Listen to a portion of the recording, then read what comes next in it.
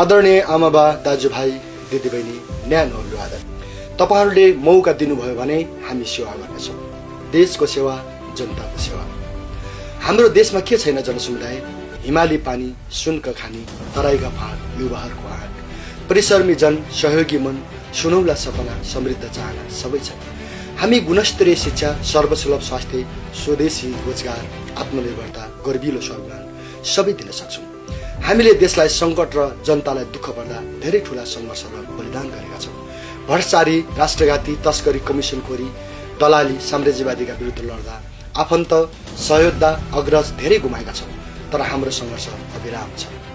हामीलाई सबै वर्ग, जाति, लिङ्ग, समुदाय, क्षेत्रले अप्रत्व ठान्ने राज्य बनाउनु छ। राज्य र समाजमा विद्यमान असमानता, विभेद, उत्पीडनलाई अन्त्य गर्नु छ।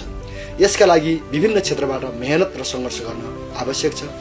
यहाँहरूलाई अवगत नै छ, हाम्रो पार्टी राजनीति, उत्पादन, सङ्घर्ष, संस्कृति सबै क्षेत्रमा आफ्नै खुट्टामा उभिएर परिश्रम गरिरहेको छ। देशमा जेनजी विद्रोहपछि नयाँ चुनाव हुँदैछ। अब सोच, जेनजीका मागहरू सडकमै छरपष्ट छन्। भ्रष्टाचारीमाथि कारबाही बाँकी छ। संविधानको पुनर्लेखन र राज्यको पुनर्संरचना बाँकी नै छन्।